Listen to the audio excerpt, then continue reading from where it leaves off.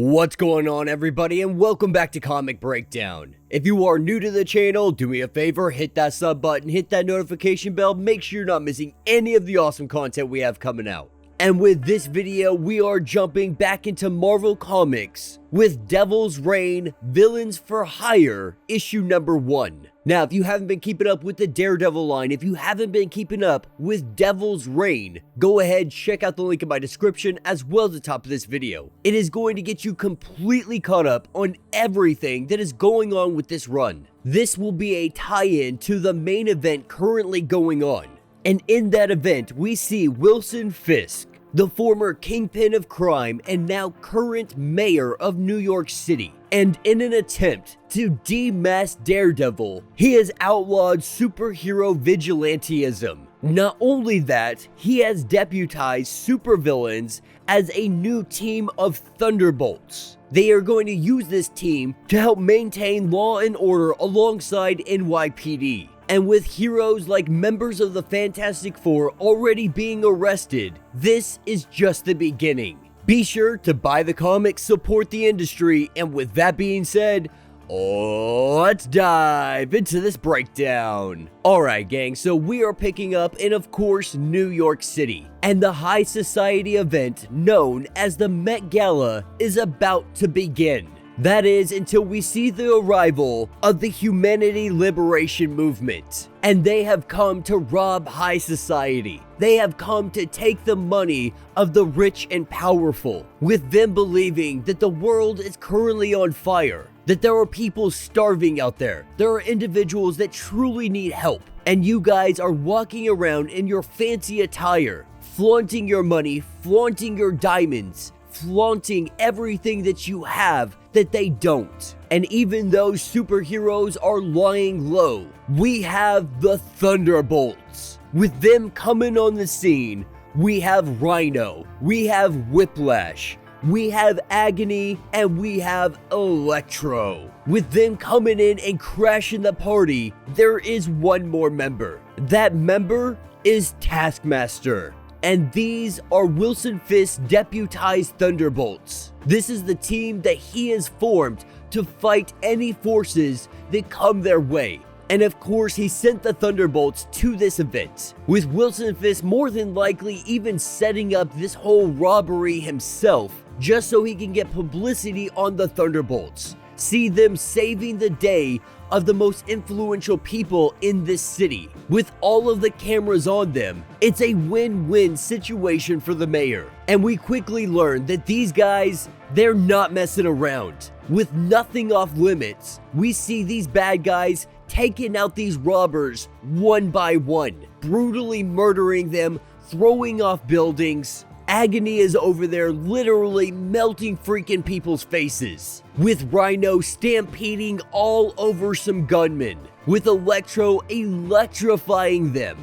For these supervillains, this matchup is absolutely nothing. And so with the bad guys being dispatched, our new Thunderbolts, they make their way back to HQ. Sitting inside the police station, they just wait. They wait for Mayor Fisk to give them their next marching orders. And by all accounts, Taskmaster is currently leading this organization. He is currently leading the Thunderbolts. But our supervillains, they are getting impatient. With no heroes out there, they want to go do whatever it is they want. And with Wilson Fisk not in the room, we see tempers begin to rise. With Whiplash wanting to leave, Taskmaster goes to stop him, and the fight between the two of them breaks out. With Agony jumping into the fight, taking on Whiplash, we see Electro hop onto Rhino, and Electro, using her powers, causes Rhino to go crazy. And as he starts bashing through walls,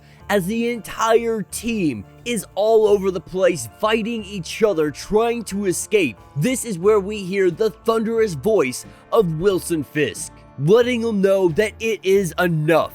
That these guys are meant to clean up the city, not drive it further into the ground. That they're not just the public face of authority, they are representation of Fisk himself. They are the right hand of Fisk. He has been entrusting them with the safety of this city, telling them that he wants to unearth whatever vermins did the attack at the Met Gala, and that when they find them, ensure that there are no cameras on. And once you have ensured that there is no press, to make all of them suffer very slowly, reminding the Thunderbolts that he is the only ally that they have in this city, and if his patience begins to wear thin with them, he will quickly have them removed. And after gaining the location of where this terrorist organization may be held up, we see Rhino bashing his way through a wall, and this is sending a message to any would-be terrorists, any would-be criminals. This city belongs to Wilson Fisk.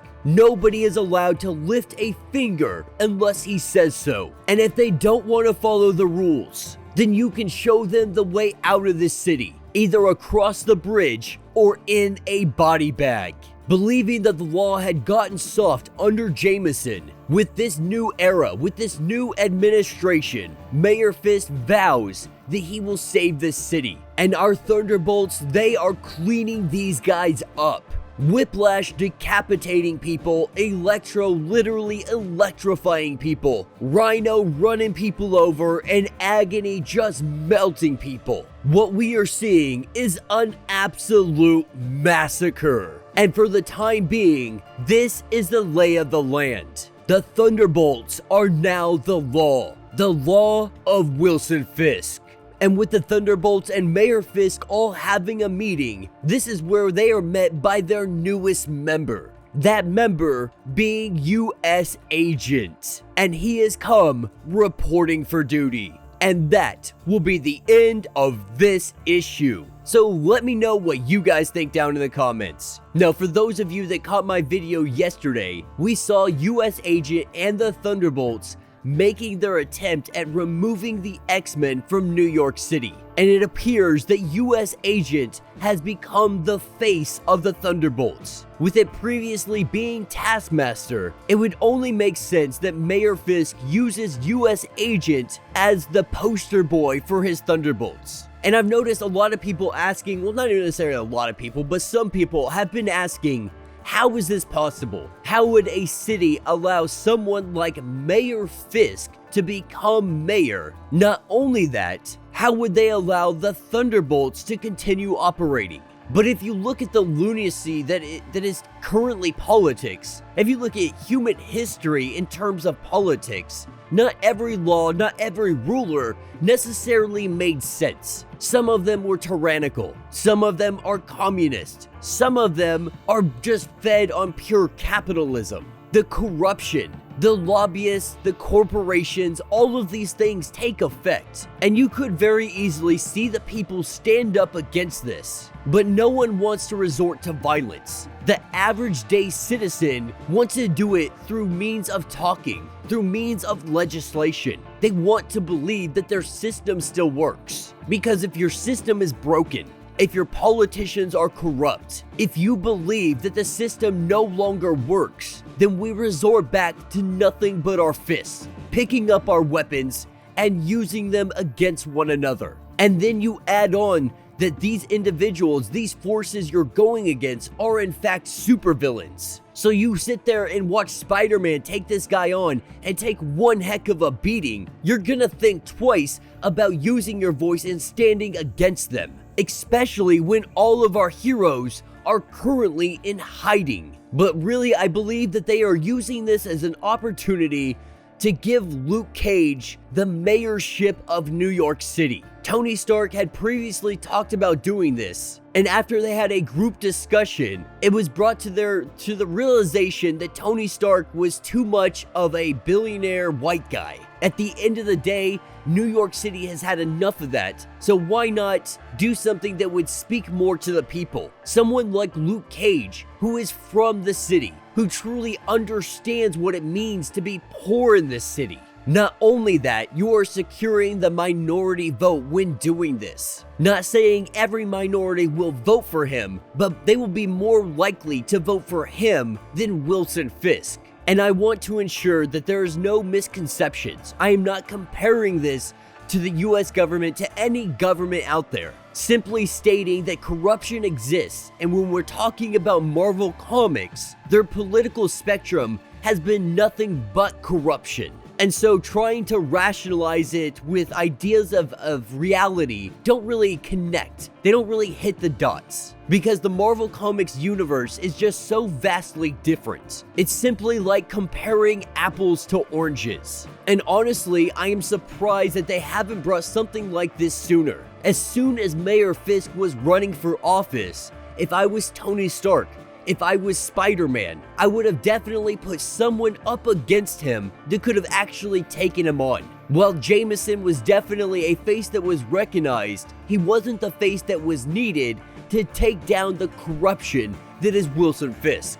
But also with Wilson having that much control over the underground in New York City, there may have been a chance for no one but him to win anyway. Let me know your thoughts, let me know your theories. If you have not yet, do me a favor, hit that sub button, hit that notification bell, make sure you're not missing any of the awesome content we have coming out, and until the next breakdown.